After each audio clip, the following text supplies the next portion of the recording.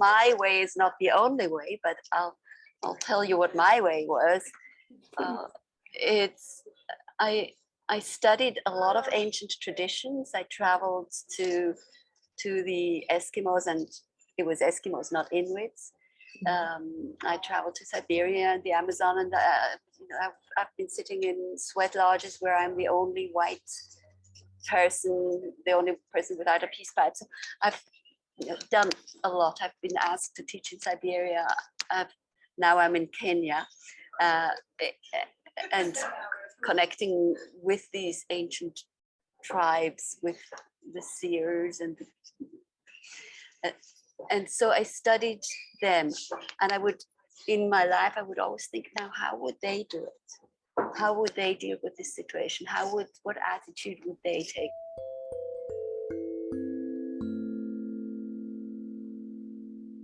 Hello and welcome everyone to Peace People. I am here with Oona today. Oona SOLEIL Ferguson originated in Scotland, and she is one of my first guests in Peace People, where I talk to people who are embodying the peace from within and are anchored in that field, in that frequency of pure love that is like an offer to all of us to be part of this and feel that fine, very fine frequency. Hello, Oona. Hello, Marlene. Thank you. So good to be with you. And just to say, I'm half Scottish, I'm half Swiss. Thank you so much. Yeah. Great. So as you all can see, I want to speak a little bit about Oona before we dive into our conversation. It's more about the feelings. I want everyone to invite to feel into the presence that you can see and feel with Oona. That was what inspired me to invite you for our conversation, Oona, because I felt that there is some inner peace that you have already established in your being. So it was for me like, wow, okay, I want to speak to her because she is not very outgoing with I am here, I am a peacemaker. She is just someone who has already established that for herself in her inner being.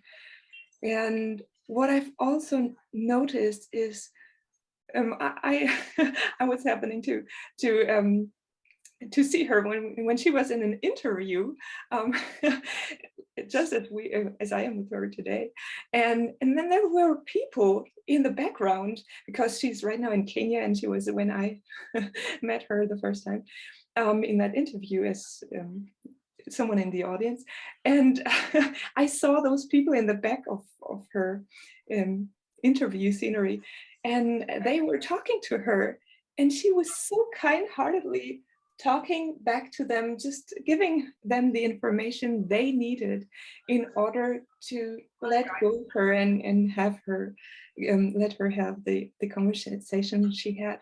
So for me, that was very important to see that it's not just something you do in front of the camera, like one time being there and then afterwards you go your ways and dive into the hustle and bustle of life and are a completely different person, but you are from your heart a presence that is kind and loving to all that is going on around you and all that is in your field. So thank you, Oona, for being here in Peace People and being here on earth as well as someone who is a presence for peace. Well, thank you very much for that beautiful introduction, Marlene. It's wonderful to meet you too, because that feeling is, it's rare. It's rare. We do find it, but it's so wonderful to find it in you too, and I really appreciate that you are bringing these people together. Being at peace doesn't necessarily make you an activist to go out, like you said, because you've got that inner peace. And at the same time, there's a longing, a desire to find that peace in other people. So yes, I do that when I speak to people very often. I am looking for exactly what you're saying. I'm looking for that inner essence, that inner spark, which is at peace, that soul. And that's just flickers and a moment here, a moment there sometimes, but really bringing people together in this way. I'm so appreciative of you doing that. Thank you so much. Yeah, so that brings me to my first question. What is peace really for you? So if you think, maybe you can explain not what is peace in terms of what the mind would think what peace is, but if you could describe what this world looks like as a world of peace, what does it look like? I think it's a matter of being at peace with every person and in every situation, no matter what is happening, no matter how terrible it might seem. You're at peace with someone dying, you're at peace with accidents, you're at peace with other people having other opinions. And you know how to always find it again and again within yourself. I've had how should I describe my life? A very interesting life, a very multidimensional life, both physically and in consciousness. And you really have to have that anchor in yourself. You have to come back to that frequency that life tends to take away from you in childhood. Right. Yeah. When you're trying to integrate into a society that is not at peace. Yeah. And for me, I noticed that many people are really children. They're integrating into this society in their consciousness. They're trying to be that society. Yeah. And I never really did that. I never integrated. I always looked at society. I looked at people and thought, I don't want to be like that. I don't want to make friends with people just because I need a friend. If that was an issue for me at school, there were 36 children in the class, but nobody seemed to be the kind of person I wanted to be friends with. And I remember my mother sitting on my bed, and this was second grade by now, so I'm first grade, second grade, and we're going through all the people in my class, and she's just trying to find somebody who would be a friend for me. Yeah. And there really was no one. Oh. So did you have siblings or any sisters or brothers? Yes, I had 3 siblings, 3 brothers. Oh. And yes, and 2 of them were absolutely wonderful, and one was born with, I would say, emotional troubles, social troubles, and that was quite something to live with. And for example, I trained myself to wake up very early in the morning because I knew that he couldn't even walk yet. He would climb out of his cot and he would destroy all that we had built, my older brother and me, the games, the toys that we had set up. He would, with much joy, he would just go and destroy everything. Yeah. So, yeah, and his intention was very much about triggering me. Mm-hmm. So having to deal with that was quite some training. Oh yes, yeah. Yeah, so life sends us lots of things to give us the necessity of anchoring deep within ourselves. with that sense of peace if we already have this feeling, okay, we don't want to play those games of fear and always being the one who is on top of everything. So what would you say are the most important things in your personal life, but also for people, that give them the tools to really make the decision and really get the ability to anchor in that feeling of peace? Well, I think there's many ways, and as the ancient ones say, my way is not the only way, but I'll tell you what my way was. It's I studied a lot of ancient traditions. I traveled to the Eskimos, and it was Eskimos, not Inuits. I traveled to Siberia and the Amazon, and I've been sitting in sweat lodges where I'm the only white person, the only person without a peace pipe. So I've done a lot. I've been asked to teach in Siberia. Now I'm in Kenya, and connecting with these ancient tribes, with the seers, and so I studied them, and in my life, I would always think, now, how would they do it? How would they deal with this situation? What attitude would they take? And that has been extremely helpful. Not that all of them are peaceful, but it gives me something to go back in time to see how it used to be in traditional ways.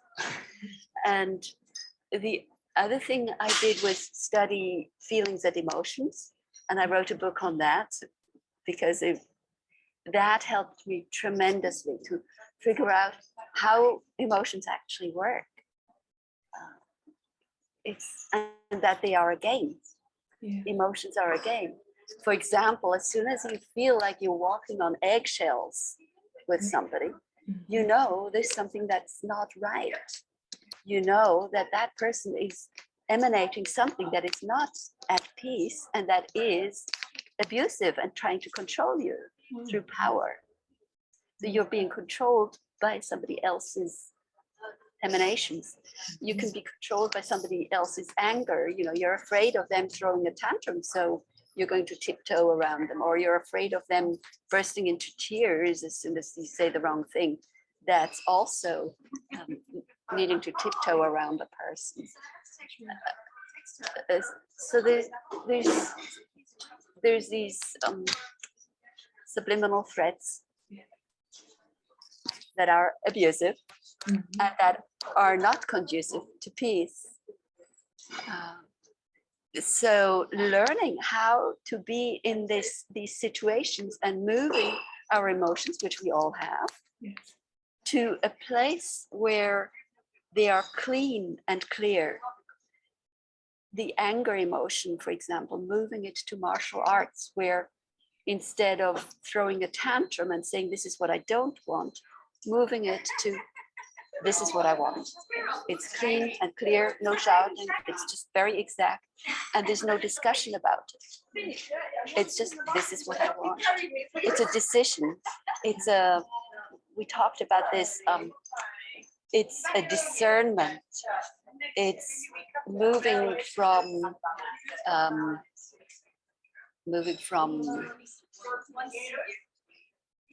judgment to discernment. And so it's like deciding, do I want the green pillow or the yellow pillow? It's a discernment. I take the decision. And yeah, so feelings, really understanding the game that is played with feelings, the fear that is put into us, understanding how we're being influenced with the mind. That's why I studied hypnosis. I experienced brainwashing situations where I also needed to start meditating. So I think meditation, daily meditation, is absolutely necessary to center back into ourselves, because we're surrounded by so much that takes us away and so much that is unhealthy for us. For example, just the way the buildings are built. So some of them are with very sharp angles, and they're very ugly, gray, or the music that is put out on frequencies, or you have to listen to everybody's music and the motors, and it is so different when you're in a place where you hear the sounds of birds, and you hear maybe mantras or bells and birds and animals and children playing and singing, and it's so different from being in a town. The environment is very important, but what I wanted to say about meditation is that I used to think, I just wasn't getting the hang of meditation, so I used to think, well, men have a very focused mind, and so meditation is more for men, and women have a multitasking mind. We can have the baby on the hips and the phone on the ear, and we can stir in the soup and got our eye on the grandmother. So it's very difficult to focus. But I found that it's actually essential for women too. And once I got the hang of it, I loved it. And I wouldn't miss it, wouldn't want to miss it. And I learned it in a very, very simple way. I just said to this young man, I said, I'm just not getting it. So he said, let's do it together. And he sat next to me, and we just meditated for 15 minutes. He just said a few words, and then and that was it. We just sat there, and I could feel how his mind was focusing and going into a different frequency. So going into that other frequency, and I think there's many frequencies for different meditations, that was extremely helpful. Yeah. So also being alone is something that I think is very important, because other people have impressions on us just by being in their aura. They have an influence on us. So if we sleep with somebody else in the same aura field, we are being defined by the other, and the other is being defined by us in a certain way. And that's fine, you can do that, but you always need time during the day where you are outside the aura of other people. And perhaps you even need to do that for a few days or a few weeks if you can, which is what I did. I just spent 4 weeks in a beautiful tented camp, and I was the only person there. And I was alone, and yes, I would go sometimes for lunch or for a meal up, and I would see people. But basically, I was day and night, I was by myself, meditating, looking out onto the animals, the elephants, the giraffes, the buffaloes that came by, and listening to their sounds, hippos grunting through the night. So yeah, I think it is very important. The environment is very important, and what we do in the environment is very important. And so for me, daily meditation, listening to healthy music, sacred music, making your own music is even better because it's not coming out of a can, singing. Now I'm by the ocean, and I make sure I'm in the ocean for an hour every day in that salt water, and I just feel happy, and I'm all there all by myself, and I just sing and do my yoga in the water. Just having a routine like that really always connects me again and again to me, to who I am, to that peace that I am. Thank you so much. So from what I've heard, it's two things. It's the lifestyle with how you spend your time. And it always has to do with solitude and with going deeper into your own self-being, discovering yourself, and doing that on a regular basis. And also making sure that you have things that you spend your time with that nourish you. Like, as you said, being at the beach or in nature, singing, listening to sacred music, and yeah, meditation, surrounding yourself maybe with people you want to be with or have the same similar frequency.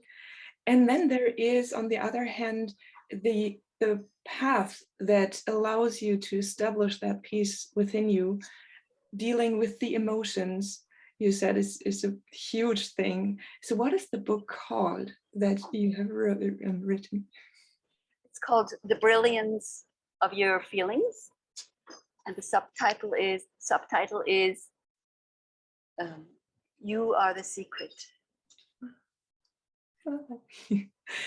So it's really, you know, your feelings are really brilliant because you can do so much with them once you understand them.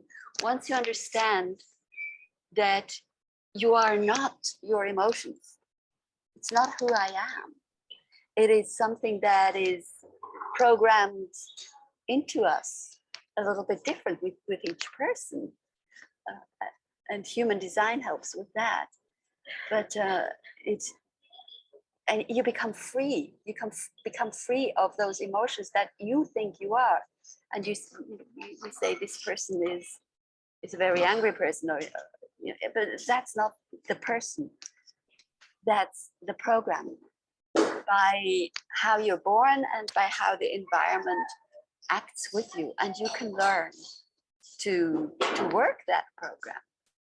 You can, you know, it's easy. You get rid of the stuff that's stuck inside of you, and you become conscious of what's happening. You become conscious of how other people work and how you work, and yeah, it's you can do it. That is great. I love that. So what I get is that you take life as a teacher almost. So all that happens to you in life adds to you experimenting what you can do in order to overcome those challenges, as you shared before with your brother who was always destroying everything, that led to you finding solutions to deal with that and to deal with those emotions that led to this wonderful book. We will link that below the video so that everyone can have a look at it if it speaks to you. And yes, and so it is, I like the way you describe it. We have our soul, or you didn't say that, but we have something that is permanent, and that is the essence that is flowing through everyone. It's all the same. And then there is those programs. There is the program that we as that we are born with, and that you said is interacting with people, and we can learn to, you said to I don't know, how did you express that we are the masters of that program? Yes, you're saying it absolutely right. It's not, the subtitle is not "You Are the Secret." The subtitle is "You Are the Answer." So, you know, like all the big yogis said, go inside, because all the answers are within us. We have the answer to deal with every situation that comes, and we have the choice to be in certain situations or not in other situations. So, for example, you know, after a year of gray winters in Europe and being locked in, very little contact, it just clicked with me. I have a choice. I don't have to sit in a gray winter, and I don't have to be locked in. And that's how I came to Kenya. 2 days after I had decided that, I received I received the option of going to Kenya and looking after a lodge, because the people who had just bought it couldn't be there. And you know, we have those decisions. We have the ability to go through that. Yeah, and it's a matter of using our emotions. It's that decision that is basically anger, but it's making the choice Yeah. with that martial arts type anger, not with the tantrum. I don't like this, and I don't like the lockdown, and I don't like the gray winters. It's this is what I want. I don't want this. I want this. Yes. Okay, very good. So since you addressed that you went to Kenya in times like pandemic and lockdown and what we had just now, and I mean, most of the people who are taking a very clear stance when it comes to what am I taking into my body, what am I not taking into my body, it is also a very clear decision to make. And those who have that inner voice that says, okay, I am not, no one can force me to take something that doesn't feel right for my system. How did you handle that? Because you are travel, it sounds to me like, how did you do that in times of this? Did you fly? Did you how did you manage to get to Kenya without compromising your own inner knowledge? Absolutely did not compromise it.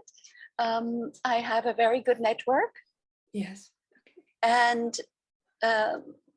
so you just need to know the right people. We did things like that within 2 weeks. I traveled with 2 young people. They came with me. Within 2 weeks, we had everything packed, stored away, given to friends in people's cellars, and we were on a plane. And in those 2 weeks, we did things like meeting others in a field without our cell phones. There is always, when you are in times of trouble, you know, every war situation, any kind of situation like that, you can find the right people who so gladly helped us in so many ways.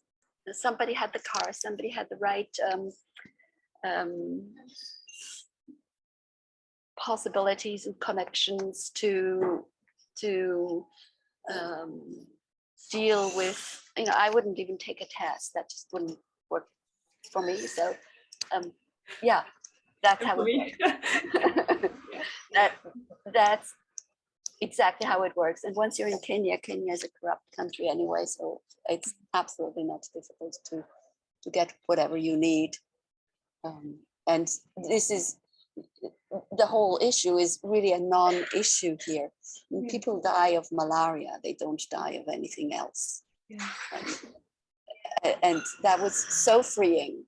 And there's plenty of sunshine to do sun gazing and feed off the sun, and you know, you just cannot enforce such rules and regulations in a place where there's so many people who just already have had the experience that they've been used as guinea pigs.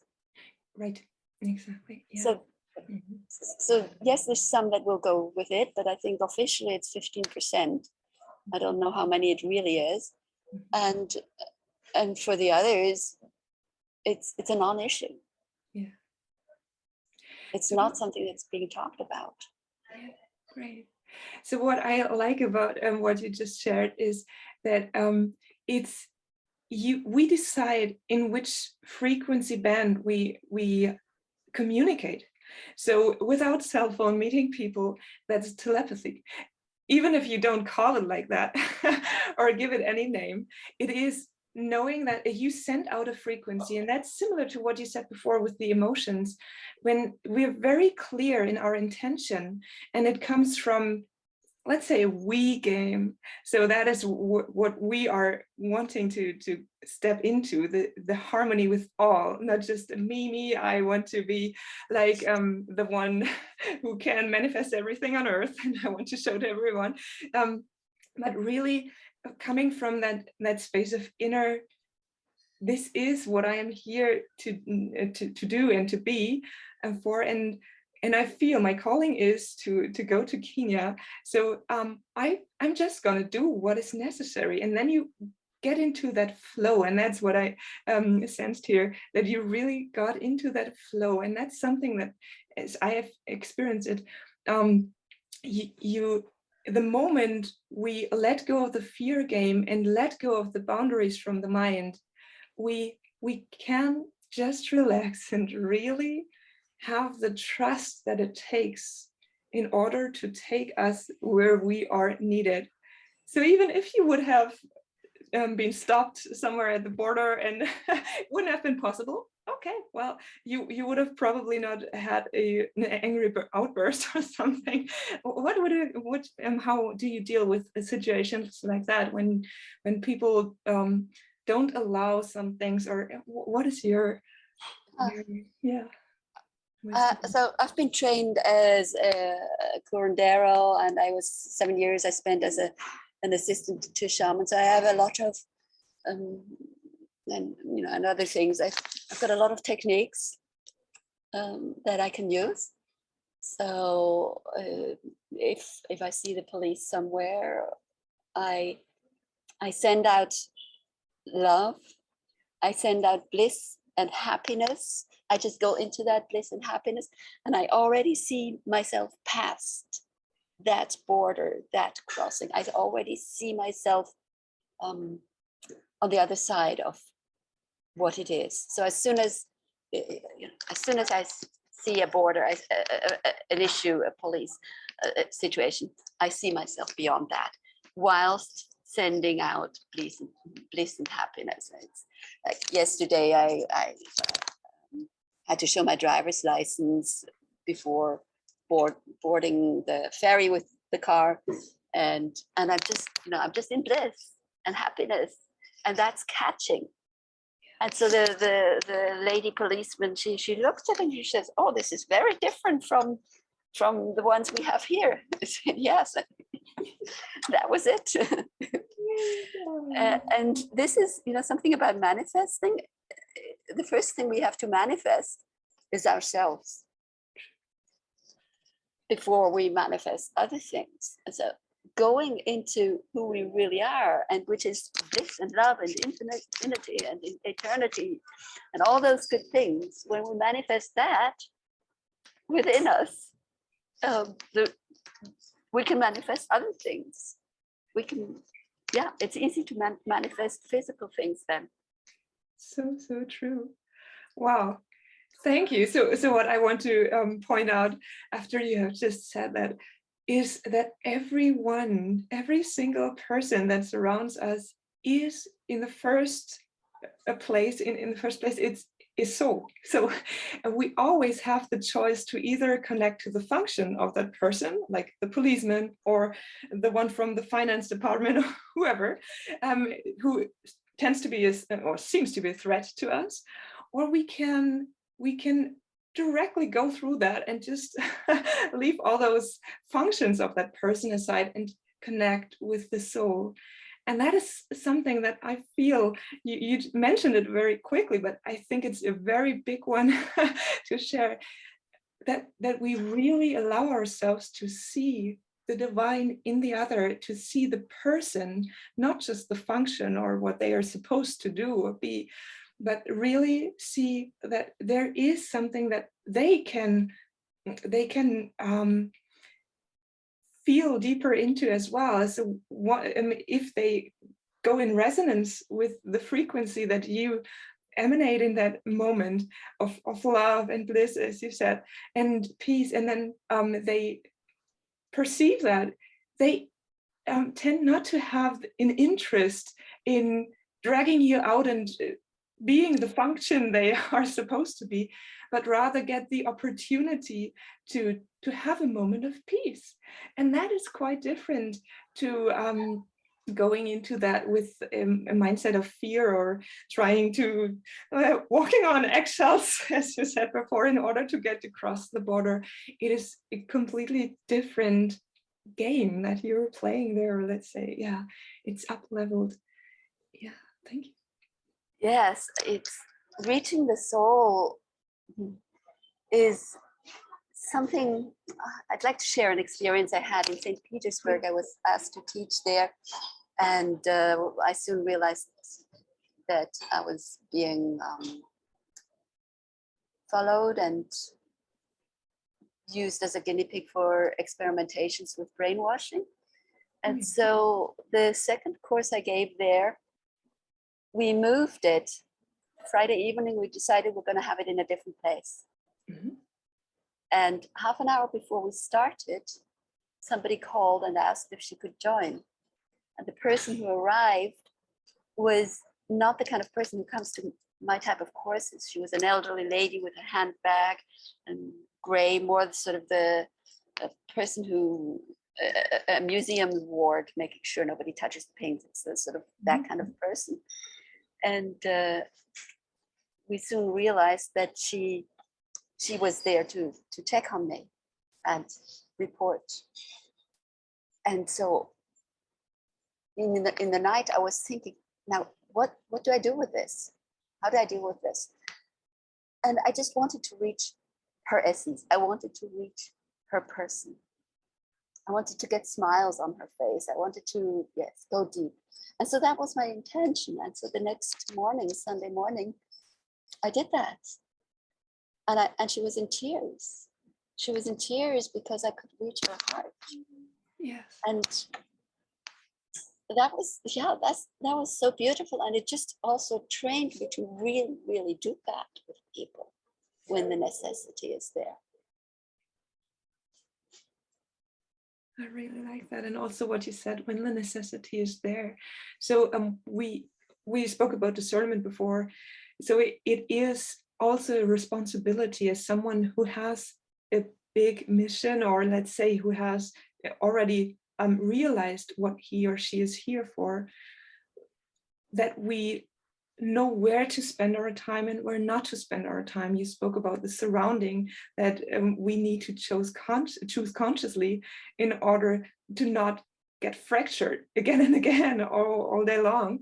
And as you said, sometimes people come to us and then it's our task to do what we are here for. But we don't have to necessarily choose always those people to reach, because there are so many people who are on the edge of getting this emerging into that frequency of harmony, of peace, of heartfelt love, pure love, and they are hungry for this. So if we let them starve in order to feed those who are hungry for different things, that is also not that kind of responsibility that I would say is necessary in order to be part of an evolving world. And it's always like that. It's not with a specific task like that. It is like the policeman needs to know who he's responsible for and who he lets slip in order to get the big fish. And it's similar. Yeah. Yes, our choice of who we want to be with and handling the situations that come to us. Yes, so my choice has been to be here until who knows when. Yes. Because it just feels very good, just very, very comfortable. We talked before and you said that you are, you moved all the time before, but now you are settling into a 8-room apartment. Is that true? A lodge? Oh, yes. Yes, absolutely. It's just magical. I guess it's part of manifesting. We will be renting a lodge as of next month. So that would be, what is it now? May, and it's June. Next month. June. We will have 8 high-end rooms and four high-end rooms and 4 little beautiful little huts, all en suite. And we're just thinking, how are we going to fill all of that, and what are we going to do with that? And my wish is that PeacePeople would come and want to spend time in this beautiful, beautiful lodge close to the coast, just half an hour to the beach, and with a swimming pool and old mango trees and neem trees. The neem tree is called the tree of 40 healings. So it heals pretty much everything and anything from malaria to whatever, COVID, whatever's out there. So yeah, it would be wonderful if you came and visited us, you particularly, Marlene, and maybe there's other people watching this and might want to contact us and come and be here with us with organic food and no chemtrails, and the swimming pool has no chlorine, so really a pure environment. We want to keep it pure in mind, in emotions, in also our physical reality. Yeah, that is really great. So I want to put emphasis on this, because we are, of course, it's you and me, Oona and Marlene, gathered here from Leipzig and from Kenia. But it's also those people that are, or souls that are tuning into this channel sooner or later. So in simultaneous time, we are all here already. And I really want to invite you, everyone who is watching and listening and feeling, I feel something from my heart. PeacePeople is not a species. It is just a choice. It is the choice to be a person of peace, not more, not less. So if you can feel that and feel it, the calling, maybe you want to connect with Oona, just go ahead and do that. I really always want to emphasize that, because we are so often, we have that feeling in our heart, oh, I would like to connect with that lady, but she's too far away. I'm not good enough. I'm not yet nourished in peace that much. She will discover all my shortcomings, all of that. So go beyond that. And really, if you feel connected, reach out to Oona, or also reach out to me, because it is a time where we are all interconnected already on the subtle levels, but it is also a time where it is good to be connected outwardly, and most of the people are finding right now their place to live, are finding their place to be. So yeah, just go ahead and have a conversation with Oona if that speaks to you. Yeah, great. Yes, absolutely. Yes, to connect with me. I also give courses once in a while, but I'm not putting anything up on the internet in that direction, so you won't find it there. You will find my website, but it says there's no courses happening at the moment, and I don't think we'll be putting anything out about the lodge and visiting. It really is like meeting in a field without cell phones. That's the way it is. That's So great. The plan. Yeah. Oh, I really love that. Yeah, so we could have lots of things talking about. I know that there are other things, but maybe we spare that for a different conversation.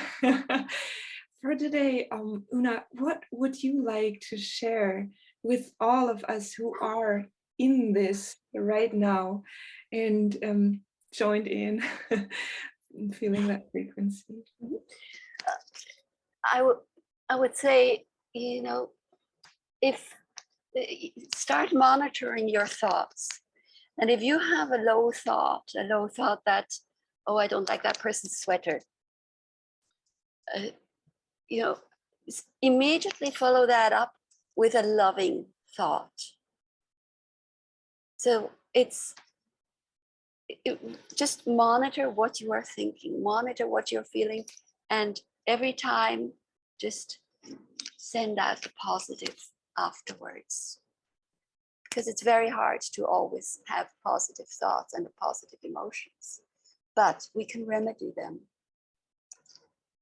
And I do also believe and see in visions, and I know others are doing that too, is that we are moving to different frequencies, that where it becomes more and more difficult to talk to people who are in other frequencies.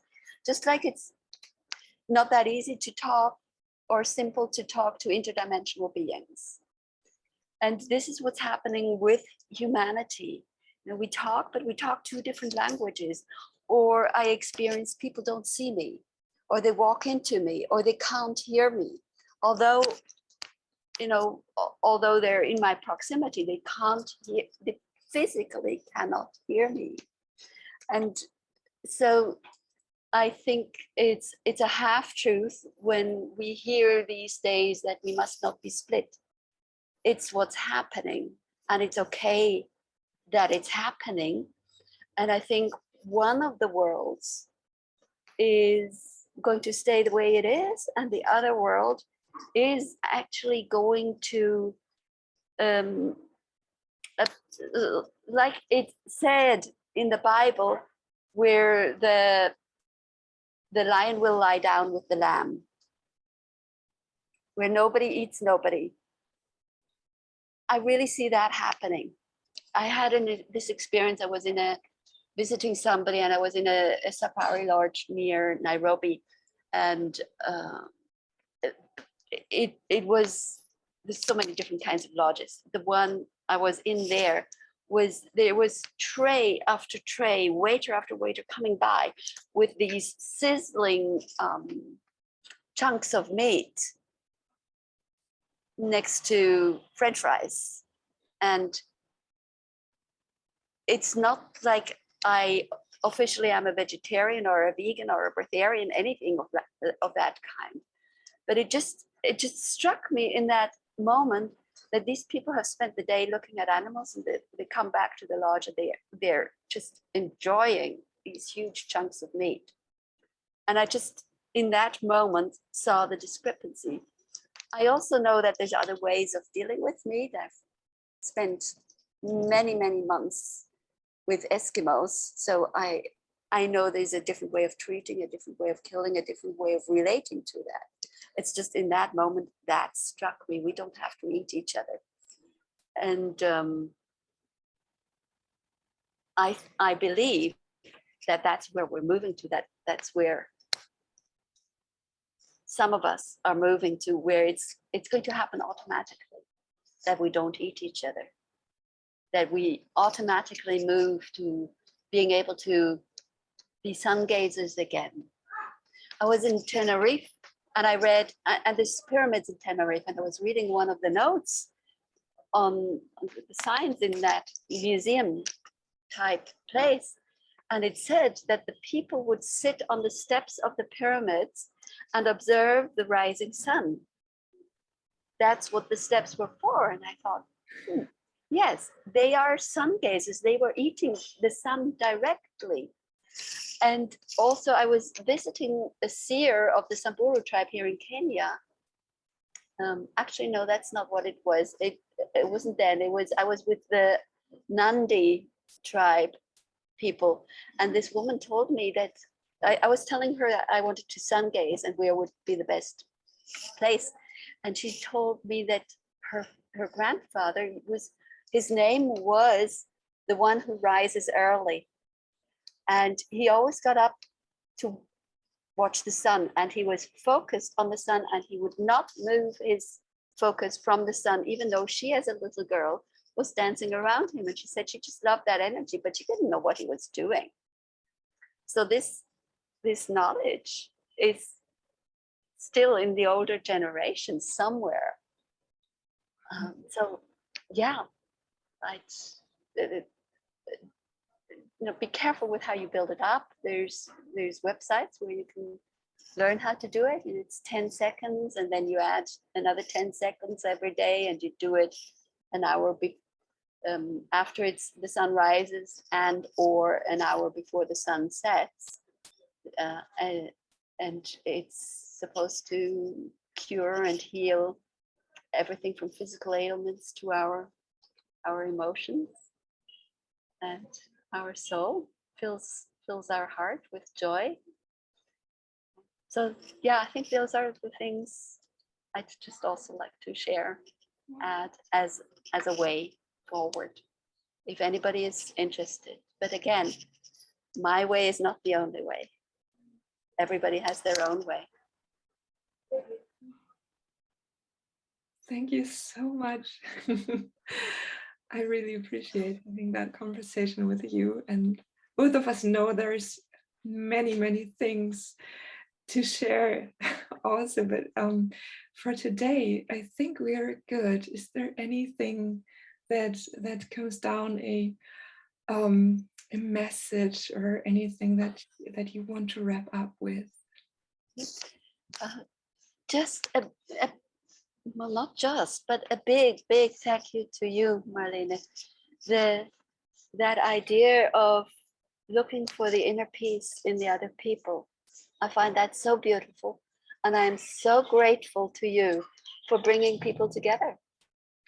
Wow, thank you so much. Thank you. I'm glad we found each other. You found me. Me too. Thank you so much. Yes. And that is yes, and I do encourage everybody who feels like they want to connect with me. You're most welcome. My website is oonaferguson.com. I suppose you'll put that in the. Of course, yeah. I will put that there. Video. Great. And that is exactly how it works. So you made yourself visible to me, and I was able to reach out. And yeah, so everyone is invited to do the same. Many thanks again, and speak to you soon, Oona. Thank you. Thank you.